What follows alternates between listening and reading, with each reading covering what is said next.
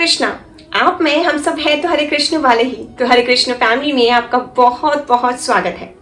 मुझे ऐसा लगता है कि जब भी हम अपनी लाइफ में कुछ नया स्टार्ट करते हैं, किसी भी एज में, टाइम में, सिचुएशन में या फील्ड में, चाहे फिर वो भक्ति का मार्ग या स्पिरिचुअल जर्नी ही क्यों ना हो, हमें बहुत सारे चैलेंजेस को फेस करना पड़ता है।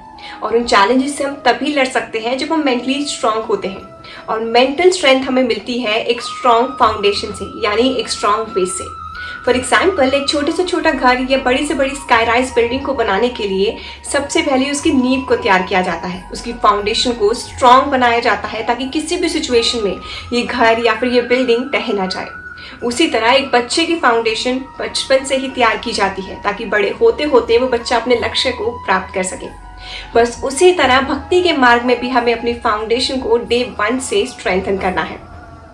तो अगर आप अपनी स्पिरिचुअल जर्नी में आगे बढ़ना चाहते हैं या अपनी स्पिरिचुअल जर्नी को स्टार्ट करना चाहते हैं, तो आपको इंश्योर करना होगा कि आपकी फाउंडेशन स्ट्रांग बने। और स्ट्रांग फाउंडेशन के लिए आपको अपने आप से बस एक ही सवाल पूछना है, वो है व्हाई।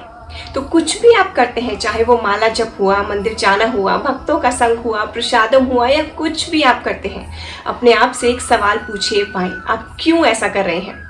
हमारे सनातन धर्म में हर चीज के पीछे एक बहुत ही ब्यूटीफुल सा लॉजिक और रीजन आपको जरूर मिलेगा।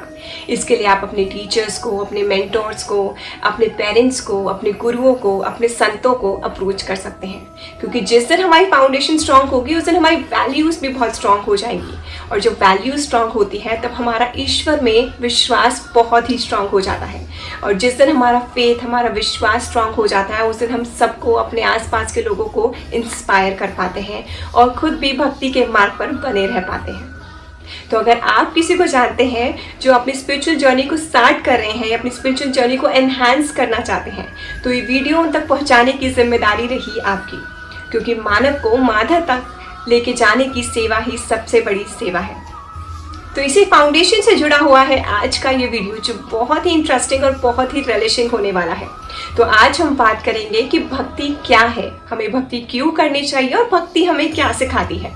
तो सबसे पहले स्टार्ट करते हैं कि भक्ति होती क्या है। देखिए, ईश्वर के प्रति जो प्रेम होता है उसे भक्ति कहते हैं। जो प्रेम हम अपने लव्ड वन से करते हैं, अपने पैसे से, अपने घर से, अपने डिजायर से, अपनी इच्छाओं से, अपनी इंद्रियों से करते हैं, उसे कहते हैं आसक्ति। वो होती है अटैचमेंट। तो सबसे पहले हमें समझना होगा ये difference between love and attachment. जब हम बात करते हैं लव की, जब हम बात करते हैं प्रेम की, तो यहाँ हम बात कर रहे हैं सेल्फलेस लव की। और भक्ति को हमेशा सेल्फलेस लव से ही एसोसिएट किया जाता है। और भक्ति आपकी और मेरी टाइप की भक्ति नहीं, हमारे जनरेशन की भक्ति नहीं, जहाँ पे हम भगवान के साथ एक बार्टर सिस्टम शुरू कर देते हैं कि भगवान ये काम हो जाएगा तो ये कर देंगे, ये काम हो जाएगा तो ये कर देंगे। और जब हमारा काम नहीं बनता तो हम भगवान ही बदल लेते हैं। जब हम बात करते हैं भक्ति की, तो वो होती है सच्ची भक्ति, जहाँ पे एक संपूर्ण समर्पण होता है भगवान के प्रति। और संपूर्ण समर्पण तभी आता है जब हम अपने अहंकार को, अपने अहम को, अपनी मैं को त्याग पाते हैं। और जिस दिन हम अपनी मैं को त्याग देते हैं, उस दिन आता है संपूर्ण सरेंडर, एक सरेंडर भाव भगवान के प्रति, जिसमें कंप्लीट एक्सेप्टेंस होता है कि भगवान जो भी हमारे लिए करेंगे वो बेस्ट होगा, है ना।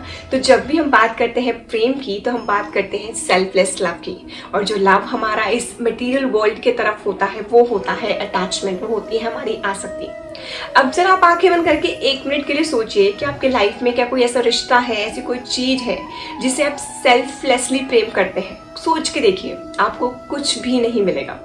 क्योंकि कहीं ना कहीं संसार में जो सबसे ऊंचा प्रेम है, जो माँ बाप का प्रेम है, वो भी सेल्फलेस लव नहीं है। कहीं ना कहीं वहां भी किसी न किसी तरह का स्वार्थ तो है ही, छोटा ही सही। कहीं ना कहीं माँ बापों को उम्मीद तो होती ही है बच्चों से। जो बच्चे होते हैं तो माँ बाप उनसे उम्मीद लगाते हैं कि उनके बुढ़ापे का सहारा बनेंगे, उनका नाम रोशन करेंगे, उनके लिए घर, धन, दौलत सब कुछ एकत्रित करेंगे। तो कहीं ना कहीं संसार का सबसे ऊंचा प्रेम भी सेल्फलेस लव नहीं है। तो आप सोचिए कि संसार में ऐसा क्या है जो किसी पे भी आश्रित नहीं है, जो किसी पे भी डिपेंडेंट नहीं है। वो है हमारा प्यार खुद से, हमारा प्रेम खुद से, वो है सेल्फ लव। कि सेल्फ लव से रिलेटेड हमारी डेफिनेशन या हमारी डायरेक्शन गलत हो सकती है, लेकिन जो भी हम करते हैं वो होता तो सेल्फ लव ही है। आप देखिए, डे 1 से लेके डे एंड तक, जब एक इंसान की मृत्यु नहीं हो जाती, वो जो कुछ भी करता है वो अपनी खुशी के लिए करता है।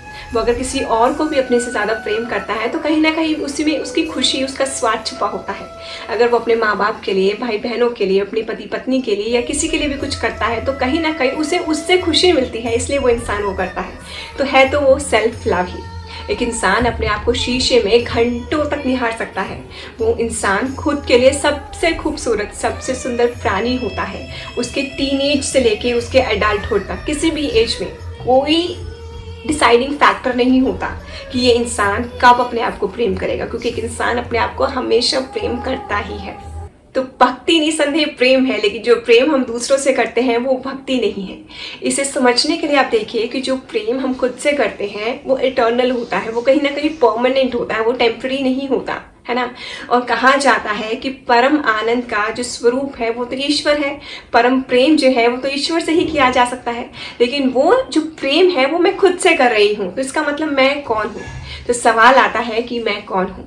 मैं परमात्मा का हिस्सा हूँ। परमात्मा मुझ में विराजमान है, मतलब परमात्मा हम सबके अंदर विराजमान है। हम सभी परमात्मा का अंश है। भक्ति क्या है? तो क्या पूजा पाठ करना, भजन करना, कीर्तन करना ही भक्ति है? नहीं, बल्कि अपने अंदर के परमात्मा को जानना ही भक्ति है।